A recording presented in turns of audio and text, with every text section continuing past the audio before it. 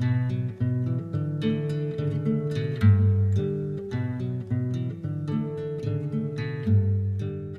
yo a Antonio Puijané, don Antonio como lo llamo yo, lo conocí en una marcha de las madres. Yo ya había escuchado de él y pensé, si un cura, si un sacerdote acompaña a las madres es porque tiene una gran valentía. Yo lo definiría como, de los que yo todos conocí, uno de los mejores discípulos de Jesús. No de Cristo, de Jesús. Yo la acompañaba con gusto a mamá. Alguna vez después me planteé la duda a ver si era el gusto por ir realmente a la misa, porque no debía entender mucho. O porque a la vuelta ella me solía comprar una media luna y calentita recién hecha. Me encantaba, a lo mejor era más eso que... Y ahí comenzamos a ir y me acuerdo que después, no después de cuánto tiempo,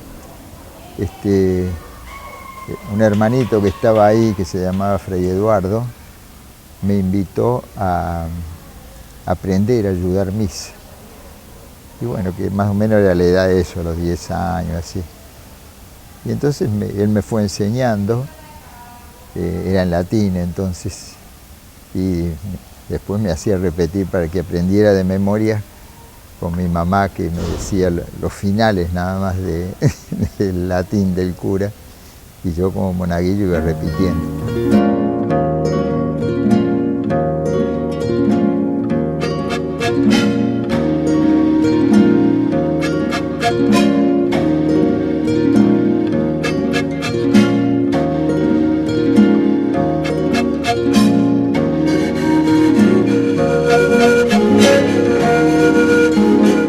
Antonio siempre fue muy coherente en su compromiso de la fe junto al pueblo, con las madres, con los organismos de derechos humanos, reclamando insistentemente a la conferencia episcopal, que tenía posiciones muy ambiguas.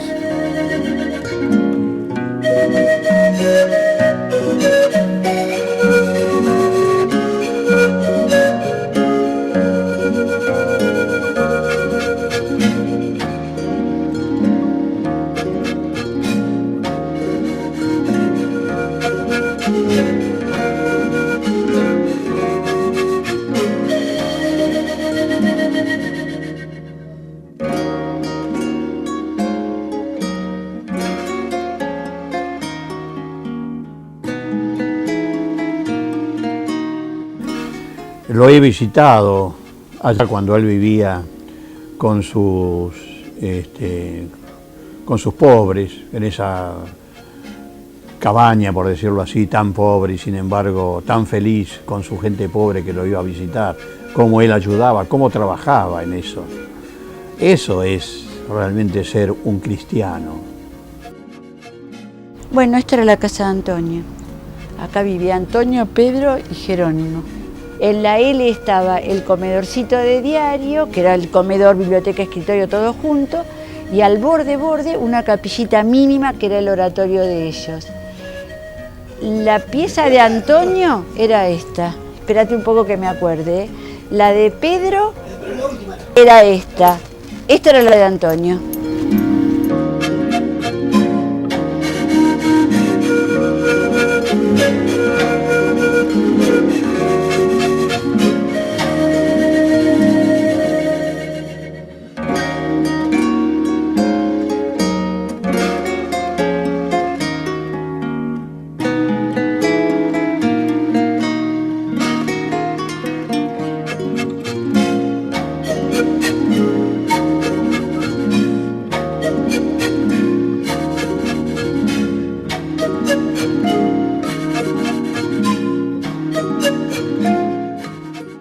Y este es el banquito para escribir, que tenía aquí una mesita. Sí, no todos los meses y no todos los años. El último año, del 95 al 96, cuando Amnistía me reconoció como preso de conciencia, empezaron a llegar toneladas de cartas. Llegaron 20.000 cartas, y muchísimas. Y yo trataba todo el día de contestarles a todos lo que podía, ¿no? Las llevaban a Pompeya y desde ahí las despachaban me autorizaron a eso. Esta ya es de la Libertad, porque la paloma no tiene rejas. A ver si encuentro, acá hay uno. No. Este era otro logo, las palomas volando. Eremitorio de la Porciúncula llamaba Antonio a la celda. Y esta ventanita me daba para ver las estrellas, tenía ahora, no como ahora, que está el cielo de techo. Entonces sacaba un espejito por aquí, por la ventana, y buscaba las estrellas de noche. Sobre todo la Cruz del Sur, me encantaba verla cuando la época del año lo permitía. Sí, Antonio tuvo la gentileza cuando yo hice una muestra en la Recoleta. Antonio, que es religioso, a pesar de eso, comprendía, yo creo, mi posición. Y Antonio me apoyó y varias veces me habló y me contó que una vez estuvo en la iglesia de los capuchinos y alguien se quejó. Había estado en la iglesia que había sido construida por el padre del blasfemo de Montserrat. Me contó. Sí, yo recuerdo que cuando llega Antonio Puyané a La Rioja ya había todo un movimiento. Se había comenzado con el movimiento rural dentro de la pastoral de Monseñor Angelelli, y venía Antonio con una cierta ingenuidad, ¿no? Creyendo que todos éramos hermanos, todos éramos buenos. Y yo recuerdo que ya con los Menem y entonces había habido muchos problemas en la costa a raíz de la organización de la cooperativa Codetral, y él llega un día a casa con el auto de los Menem. Y le decíamos, pero ¿cómo venís con ese auto si son los que están combatiendo toda la pastoral de acá en la diócesis, sobre todo el trabajo de Codet? No, él decía, son todos buenos, de verdad. Vuelve a casa y ya venía caminando. Y le preguntamos qué pasó. Y nos dice, no, es que me han puesto la condición de que si no puedo venir acá, si quiero ser amigo de ellos. Dice, como no he aceptado, no me han prestado más el auto, ¿no?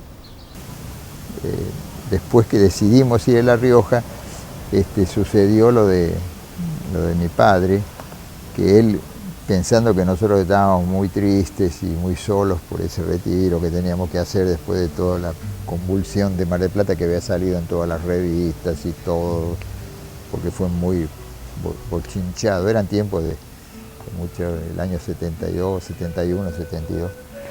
Y entonces,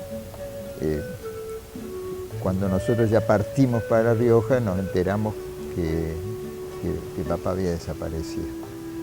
Antonio nunca estuvo en la lucha armada, nunca reivindicó la lucha armada, aunque respetaba las decisiones de los pueblos.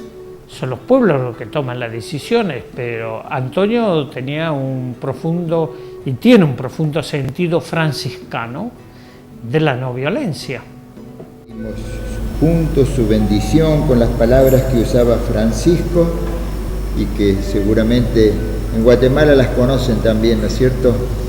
En todo el mundo son palabras de Dios, palabras del libro de los números, para que llegue una bendición grande a todos nuestros pueblos y en especial a los que sufren más, para que tengan luz y fuerza, tengamos luz y fuerza para ponernos de pie y caminar como el Señor nos pide.